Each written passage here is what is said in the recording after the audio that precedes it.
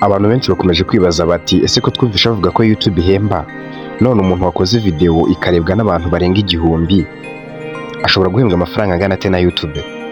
Uretse n'abantu 1000 nubwo wakora video ikarebwa n'abantu 100, birashoboka rwose ko YouTube yaguha amafaranga. Ahubwo ikibazo ayo mafaranga iguha angana ate? Ahubwo se avahe? Nk'ibisanzwe njye nitwa Radu, ni wakoze subscribe nje gukuraho urwo rujijo. Welcome. Hari abantu bazi ko YouTube iduha amafaranga kubera ko twakoze video nziza, kubera ko tuzi kuririmba neza cyangwa se tuzi gukina comedy neza.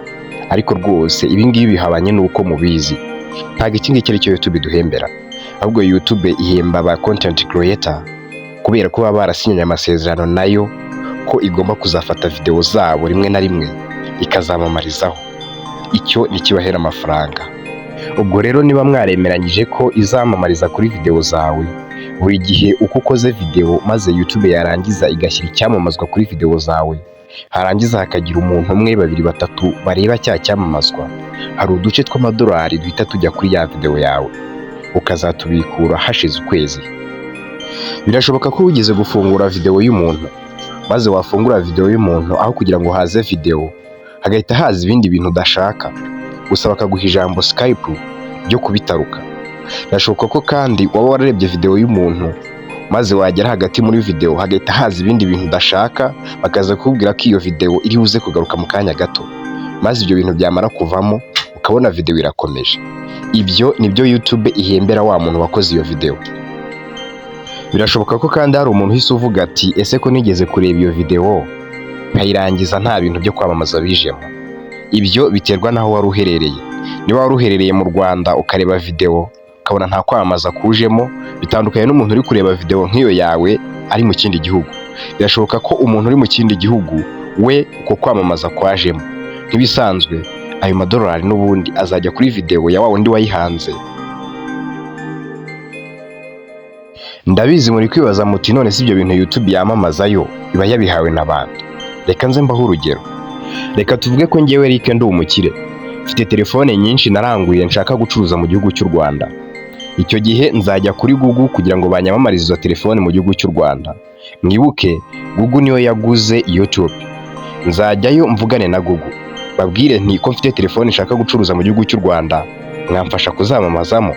Icyo gihe Google izambwira iti ugomba kutwishyura. Nibarangiza bambwire amafaranga ngomba kubishyura.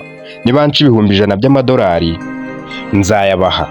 Nimara kuyabaha bazafataho ibihumbi 45 babishyire mu mufuka wabo. Ubundi bafata ibindi 55 bisigaye babigabanye ba bantu bakoze video zirebwa n'abanyarwanda.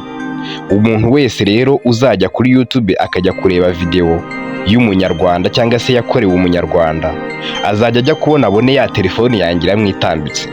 Nimwitambika icyo gihe ubwo bazajya bahita bashyira utudolari duke kuri ya video yanjye. Nuko nguko bigenda. Ibyo byitwa AdSense. YouTube ifata 45% y'amafaranga uwamamaza yatanze ku byamamazwa bye, hanyuma 55 gasigaye niko isangiza abo bantu bose baba content creator cyangwa se abantu baba barasize amavideo ku ma YouTube yabo.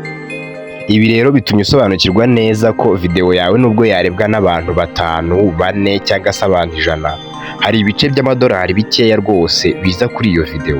Ibyo bice bikazagenda byiyongera uko abantu bayireba bazagenda biyongera, cyangwa se uko uzagenda ukora izindi video. Ayo mafaranga ukazayabikura mu gihe cy'ukwezi. Gusa mu gihe video yawe yarebwe n'abantu 1000 kuva kuri 1 kugera ku 1000, YouTube ishobora gushyira hagati y'amadolari 3 na 5 kuri video yawe. Tugenekereje mu manyarwanda wenda ni hagati y'ibihumbi 3 n'ibihumbi 5. Ariko aya mafaranga ashobora kujya munsi cyangwa hejuru bitewe n'ahantu uri, ibyamamazwa byagiye kuri video yawe cyangwa se uburebure bwa video yawe. Ubwo niba muzi imibare urahita umbwira video yaramutse irebwe n'ibihumbi 100 cyangwa se ikarebwa n'abantu miliyoni, urahita umenya bari abantu bagira views miliyoni ndetse n'abari bagira views ziri hejuru y'ibihumbi 100, amafaranga bashobora kuba bafata kuri video imwe. Nitwe Eric Radu nk'ibisanzwe. Niba wakoze subscribe ariko ukaba ufite ikindi cyifuzo ushaka kutugezaho, ushobora kureba nimero yanjye kuri screen ya telefone, wanagize ukanyandikira kuri WhatsApp. Ikindi kandi ushobora kwandika muri comment kuko comment zanyu nzitaho. Thank you very much. Ciao ciao.